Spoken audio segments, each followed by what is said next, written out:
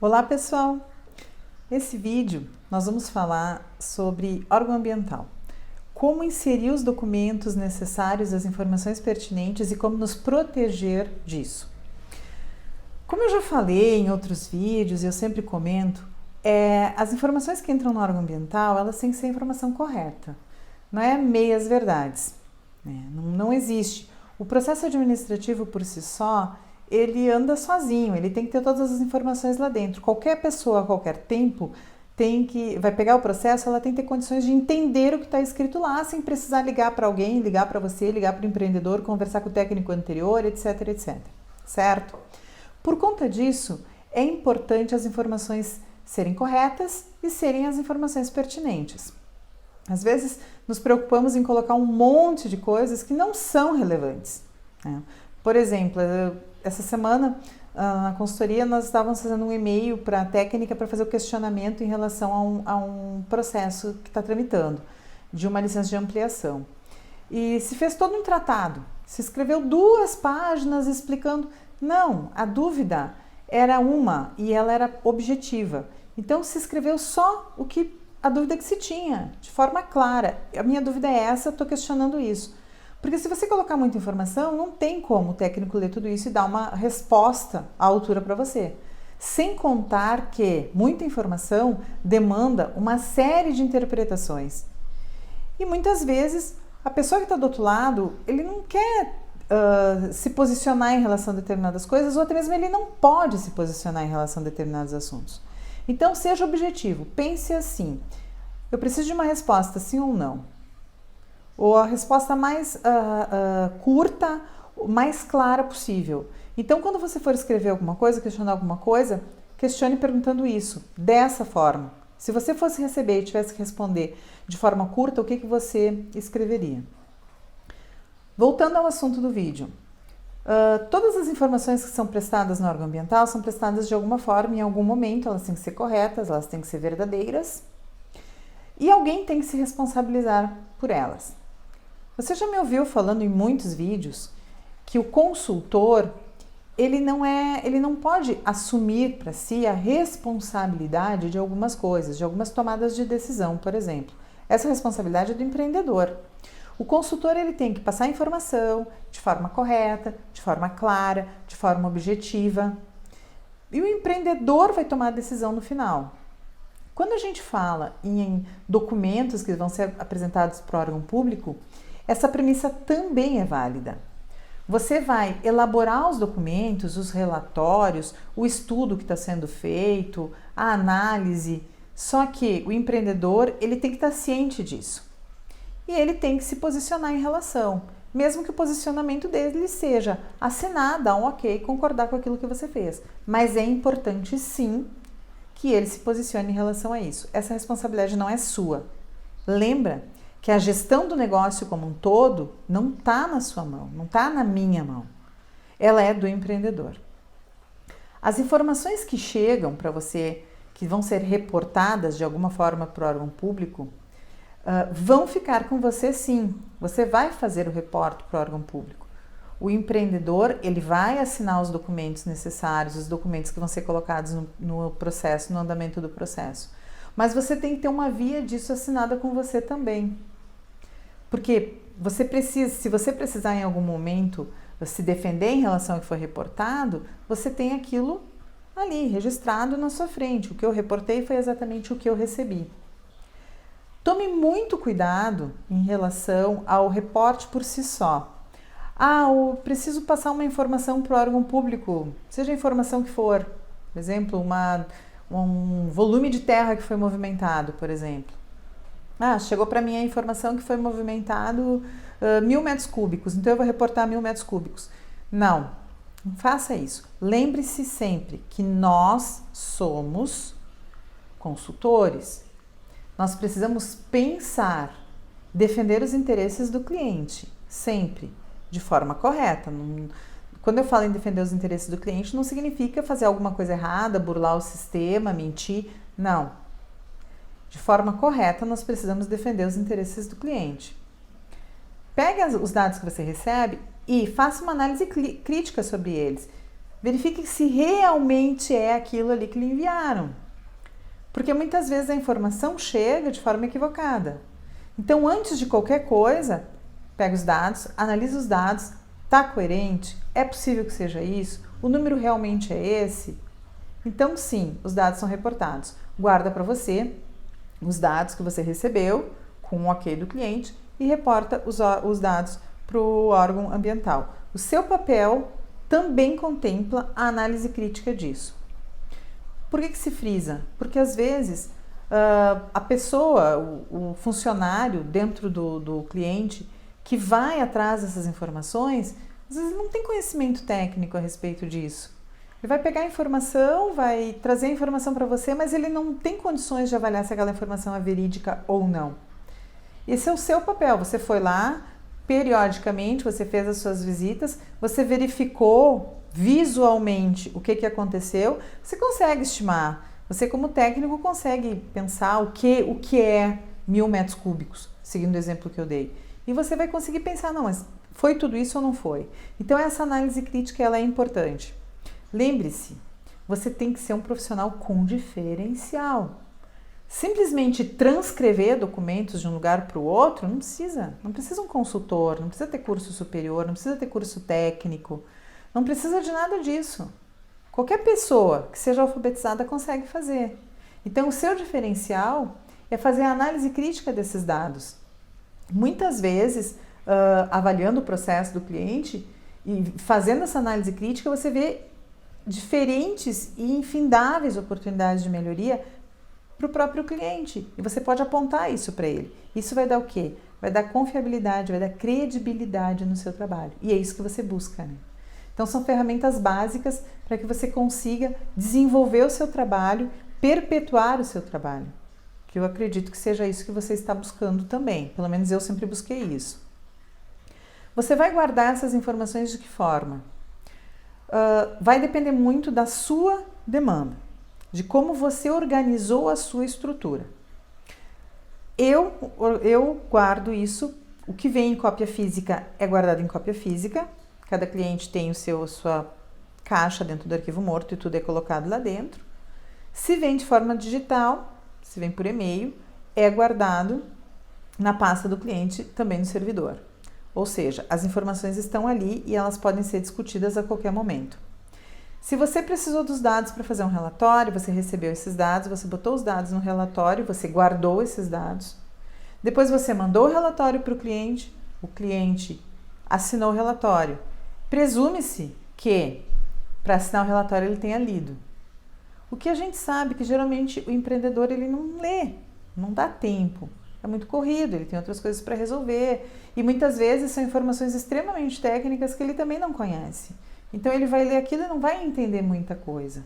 Ele vai confiar que você fez como vocês haviam acordado, que você colocou a informação coerente e vai mandar uma via assinada para vocês. Ok? Você vai receber e você vai tramitar com ela da forma que é necessário, o rito que for pertinente. Neste momento, você tem que ter bem claro a importância da análise crítica disso, porque o empreendedor, ele está confiando em você. Ele está colocando uma informação, ele está assinando uma informação que saiu do empreendimento dele, ok? Saiu do empreendimento dele, você só trabalhou os dados e montou o relatório, perfeito, e devolveu para ele. Mas lembre-se que quando saíram os dados do empreendimento dele, talvez não tenha sido analisado. Ninguém tem olhado para os dados e tenha extraído alguma coisa. O seu papel é esse. Pessoal, por que eu friso tanto isso? Porque é bem comum as pessoas no piloto automático fazerem as coisas por si só. Recebe a informação, digita a informação, assina a informação e entrega a informação. E depois, quando chega no outro lado e alguém vai ler, se encontram as discrepâncias, se encontram os problemas.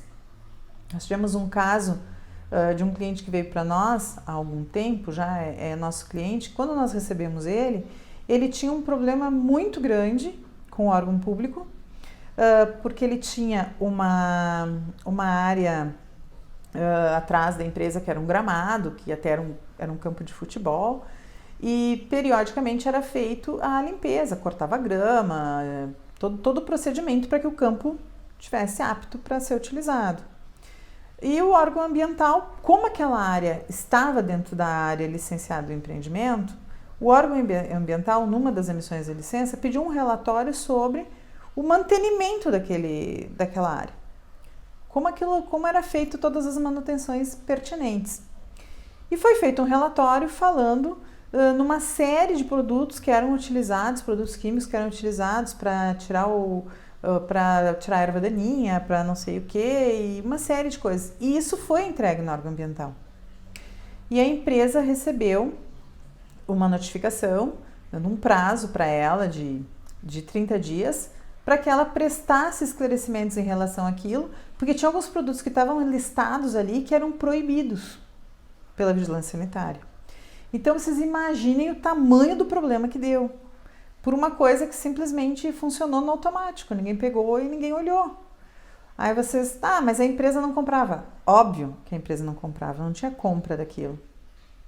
Só que você tem que provar que está errada uma situação que foi o empreendimento mesmo quem criou. Ou seja, ele declarou aquela informação de forma errada, depois ele teve que ir atrás para buscar provas de que aquilo estava errado.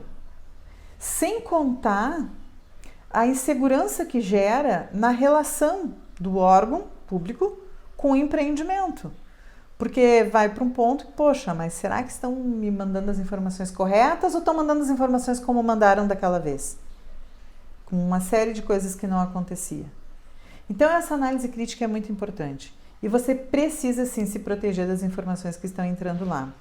Lembre-se, não é você quem assina os documentos. Não é você quem toma as decisões. Os documentos têm que ser assinados pelo empreendedor. Você entra como o consultor que vai orientar ele. Mas, Roseli, se eu for responsável técnico? Se você for responsável técnico, os documentos nos quais é pertinente a assinatura do responsável técnico, ok, você não tem que se eximir, não. Você vai ter que assinar, sim. E você pode assinar junto com o empreendedor.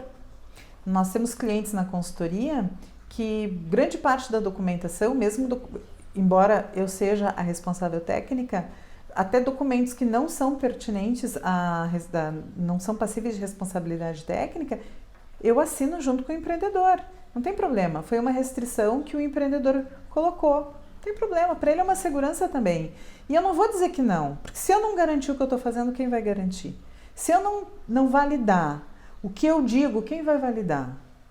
Então não tem problema, eu assino junto com ele, tem o nome dele, o meu do lado, e nós dois assinamos todos os documentos. Para mim é tranquilo, dá uma segurança para ele e para mim também dá uma segurança.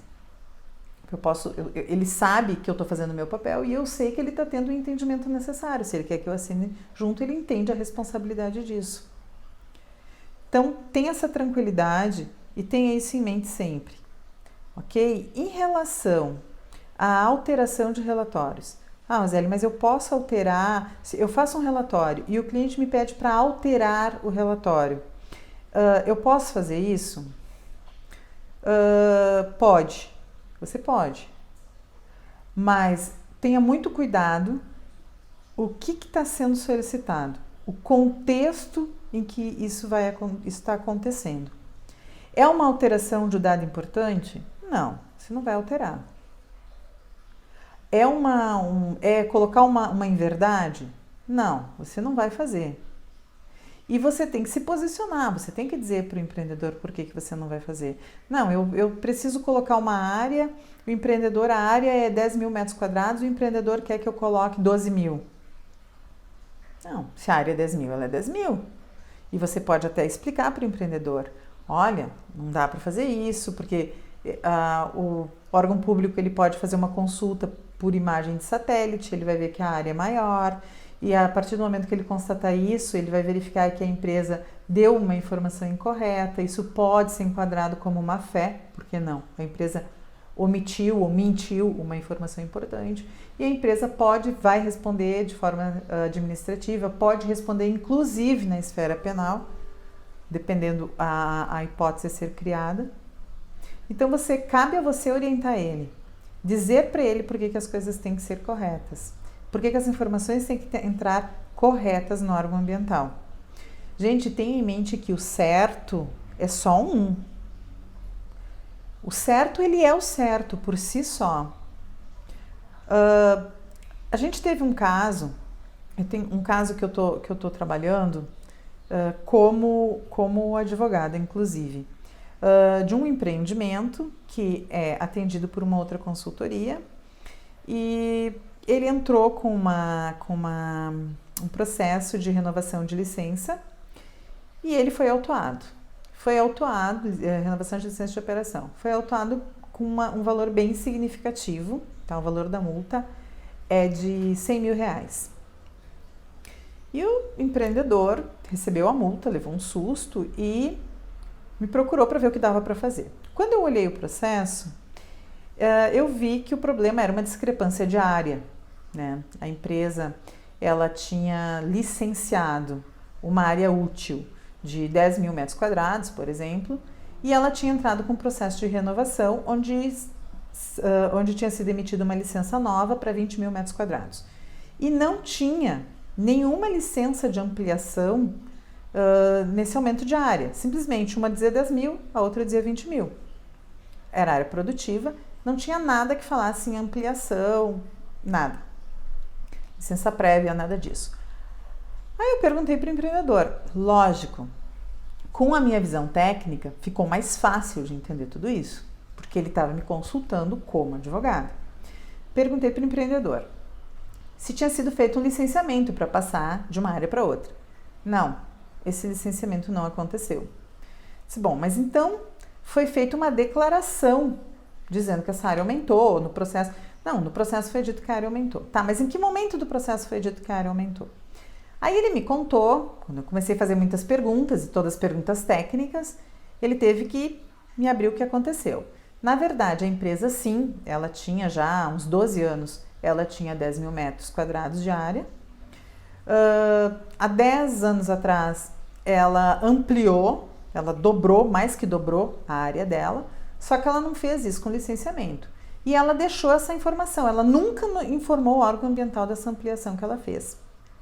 Chegou no momento que ela tinha que entrar com a renovação, por uma questão de distribuição de competência, o processo dela tinha ido para o município, em função daquela área, 10 mil metros quadrados, aquela atividade era município. E aí eles se deram conta que o município podia ir lá fazer uma vistoria e ver que a área tinha dobrado. E ver que era muito mais que 10 mil metros quadrados. Como isso ficaria? Então, eles informaram um mês antes de entrar com o processo de renovação, eles colocaram um documento no processo antigo, da LO que estava vigente, dizendo que eles tinham ampliado, que não tinham pedido licenciamento, que eles tinham ampliado mesmo no passado e que eles queriam regularizar a área e larará e felizes para sempre. Foi para o processo. Depois eles entraram com o processo no prazo de 120 dias, já com a área nova, já que eles tinham declarado naquele documento que a área tinha sido ampliada, entraram, ok, a licença foi emitida, ok, só que o técnico olhou o processo e viu que houve esse salto de área, tanto que a empresa ela estava num porte, ela passou para outro, né, de potencial poluidor, ela deu esse salto em função desse aumento significativo, e ela cobrou a diferença da taxa e autuou porque não tinha sido pedido licenciamento. Bom, quando ele me contou toda essa história, o que eu sabia? Eu sabia que isso tinha acontecido. Antes dele me contar, eu já sabia que tinha sido isso, que tinha acontecido pela documentação que eu tinha olhado. Mas ele confirmou para mim, ele disse, não, realmente, isso aconteceu, foi feito dessa forma. Eu disse, ok. Me mostrou o documento com a alteração da área, eu olhei o documento, ele tinha assinado o documento, era um diretor da empresa. Ele tinha assinado o documento, ele me mostrou, eu vi o documento assinado por ele. Ele disse, não, isso realmente aconteceu. Só que eu vou ter que pagar e tal, mas eu vou cobrar isso aqui da consultoria, porque a consultoria, ela concordou com isso. A consultoria me fez fazer isso. Eu disse, não. Primeiro que a consultoria não fez ninguém fazer nada. Se o senhor assinou o documento, o senhor estava de acordo com o que estava sendo feito. A grande falha da consultoria foi concordar e manter isso nesta linha. E eu espero que ela tenha algum documento, que a consultoria tenha algum documento, alguma prova evidenciando que realmente essa foi a informação. E a empresa queria fazer isso desta forma. porque isso é muito crítico para um consultor. Pensa que nós consultores, nós temos uma imagem, né? Nós temos que cuidar disso. O que vende o nosso produto, que é o nosso serviço, é o nosso comportamento, é o nosso regramento, é a forma como nós atuamos. Então, isso gera um aspecto muito negativo para nós. Ou seja, o que fazer numa situação dessa? Não tem o que fazer. Não tem o que fazer, lógico, juridicamente, aperta daqui, espicha de lá, vai fazendo algumas coisas. Mas, do ponto de vista técnico, por que eu trouxe esse exemplo para vocês?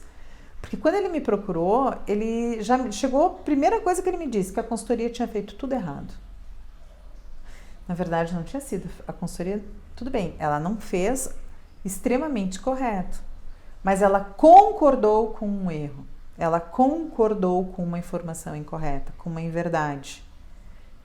Ela responde por isso, de certa forma, não pode ser penalizada totalmente, apenas ela, porque ele também assinou o documento, mas ela concordou com isso.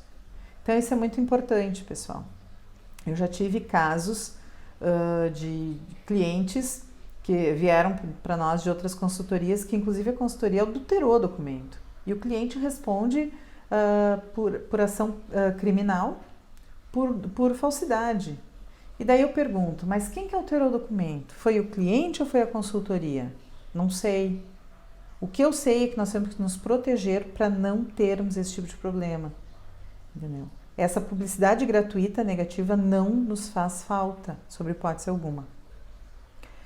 Ainda falando sobre a questão da documentação, é importante você saber quem assina os documentos no caso específico dos seus clientes, tá? Pega o contrato social e verifica quem assina isso. É o representante? É por procuração? Tem procurador nomeado no contrato? Não tem? Tem procuração pública estabelecida fora do contrato? Se cerque dessas informações. Quem são os representantes legais?